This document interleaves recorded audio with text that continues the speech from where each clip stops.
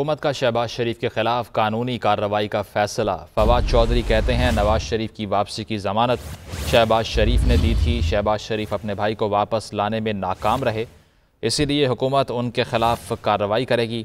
बरतानवी नशरियाती इदारे से गुफ्तगू करते हुए फवाद चौधरी ने इस केस पर कहा कि हुकूमत शहबाज शरीफ के खिलाफ लाहौर हाई कोर्ट में दरख्वास्त दायर करेगी। पंजाब प्रोसिक्यूशन डिपार्टमेंट के एक अहलकार के मुताबिक प्रोसिक्यूटर जनरल को दरख्वास्त की तैयारी के सिलसिले में हिदायत भी जारी कर दी गई हैं।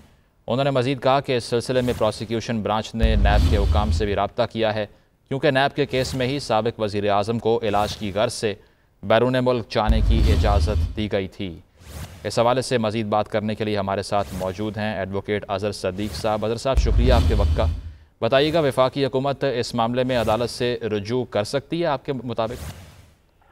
देखिए, बुनियादी तौर पर आप सबको याद होगा कि इस्लामाबाद हाई कोर्ट ने 2019 के दौरान अल अजीजिया के केस में 8 हफ्तों के लिए मेडिकल ग्राउंड्स पे इजाजत दी थी। इन्होंने वहां इस्लामाबाद हाई कोर्ट में अपीलों के दौरान दरखास्त देने की बजाय ECL में से नाम निकालने की दरखास्त दी।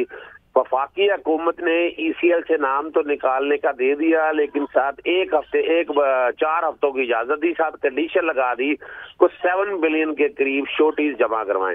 वो मामला शहबाज शरीफ ने चैलेंज किया था लाहौर हाई कोर्ट ने 4 हफ्तों की इजाजत दी थी वो लोग वैसे बाहर जाने की, और साथ हदायत जारी की थी कि पीरियोडिक रिपोर्ट जो है तो जो उनके इलाज मुआवजा के बारे में वो सारी तफसीलात हाई कोर्ट में जमा कराते रहे। साथ साथ ये भी कहा था कि हमारा जो हाई कमीशन है वो इनका मेडिकल रिकॉर्ड लेना चाहे वो उसमें भी सहूलियत फराहम की जाए। हत्ता कि नवाज शरीफ का अपनी अंडरटेकिंग और एफिडेविट भी वहां पर मौजूद है, जिसको कहा जाता है 50 रुपए के स्टैम्प पेपर के ऊपर। उसमें उन्होंने भी कहा था कि वो तमाम जो चीजें हैं ना हाई कमीशन को देंगे। अब हुकूमत के पास तो 2 रास्ते हैं। एक तो है कि हुकूमत पहले अपने हाई कमीशन को कहे कि वो बाकायदा नवाज शरीफ से रब्ता करके उनके डॉक्टर से रब्ता करके, अगर उनका कोई इलाज हुआ है, को ऑपरेशन थिएटर में गए हैं, आपने तो देखा है कोविड के दिनों में, आम दिनों में नवाज शरीफ गालिबन कोई एक दिन भी किसी अस्पताल में रहे नहीं है। उसके बाद लाहौर हाई कोर्ट में दरखास्त में जो दायर की हुई है शहबाज शरीफ ने, उसमें वफाकी हुकूमत फरीक है, नैब भी फरीक है। वफाकी हुकूमत उसमें दरखास्त दे सकती है जल्द समाअत की कि ये हालात और वाकयात हैं। 4 हफ्ते का कहा हुआ था और आज 2 साल से ज्यादा अरसा हो गया है नवाज शरीफ को वहां ठहरे हुए, उन्हें पाबंद किया जाए। और उसमें शहबाज शरीफ भी अंडरटेकिंग दी हुई है, शहबाज शरीफ के खिलाफ भी कार्रवाई हो सकती है।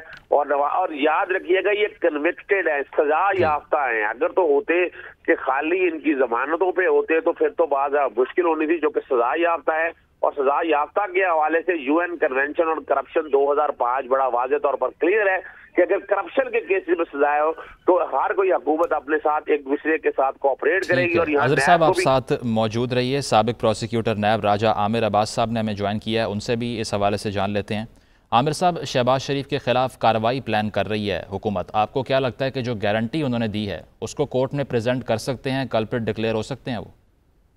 जी बिल्कुल, ये एक बड़ा परफेक्ट टाइम है कि इसको अदालत ले जाया जाए, जिसकी वजह ये है कि जब इनको लाहौर हाई कोर्ट से बगैर बॉन्ड, जो वो बॉन्ड मांग रहे थे 7.5 अरब का, उसके बगैर 50 रुपए के स्टाम्प पेपर पे एक अंडरटेकिंग दी थी शहबाज शरीफ ने कि जनाब ये 4 हफ्तों के लिए जा रहे हैं, या इनको 4 हफ्तों के बाद अगर ना आए तो जैसे ही इनका इलाज मुकम्मल होता है तो मैं इन्हें खुद लेके आऊंगा। और ये कोई मचलका नहीं था, कोई बेल बॉन्ड नहीं था, ये एक कोर्ट के सामने उनकी अंडरटेकिंग थी, हाई कोर्ट के सामने। फिर ऐसे हुआ कि मियां साहब बाहर चले गए, उन्होंने इलाज वगैरह जो भी करवाना था, उनके पास वीजा था, फिर उन्होंने वीजा एक्सटेंशन के लिए जब UK में, ये बड़ी इंपॉर्टेंट बात है, अप्लाई किया तो उनको 11 माह की एक्सटेंशन मिली for the purpose of health. लेकिन जब 11 माह में उन्होंने कुछ नहीं किया, उनका वीजा खत्म हुआ, तो उन्होंने दोबारा वहां पे अप्लाई किया हेल्थ और इन चीजों पे, तो हुकूमत ने रिजेक्ट किया बरतानिया की कि जनाब आपने कोई इलाज वगैरह नहीं कराया और कोई डॉक्टर या बोर्ड ये नहीं कह रहा कि जनाब आपका इलाज ऐसा है जो पाकिस्तान में नहीं हो सकता और सिर्फ UK में होगा। इस बुनियाद पे UK की हुकूमत उन्हें वीजा देने से इनकार कर चुकी है, जिसकी अपील है। इसी तरीके से इस्लामाबाद हाई कोर्ट में जब उनकी अपील चली तो उन्होंने यही स्टांस लिया कि जी बैरून मुल्क हैं, इलाज करवा रहे हैं। तो इस्लामाबाद हाई कोर्ट ने एक ऑर्डर किया जिसमें उन्होंने कहा कि जनाब कोई ऐसा इलाज नहीं, कोई ऐसी दस्तावेजात नहीं आई और आप बिल्कुल ट्रैवल कर सकते हैं, पाकिस्तान आ सकते हैं। और उसके बाद उन्हें मौका दिया और वो नहीं आए और वो एब्सकॉन्ड कर चुके हैं, मफरूर हो चुके हैं।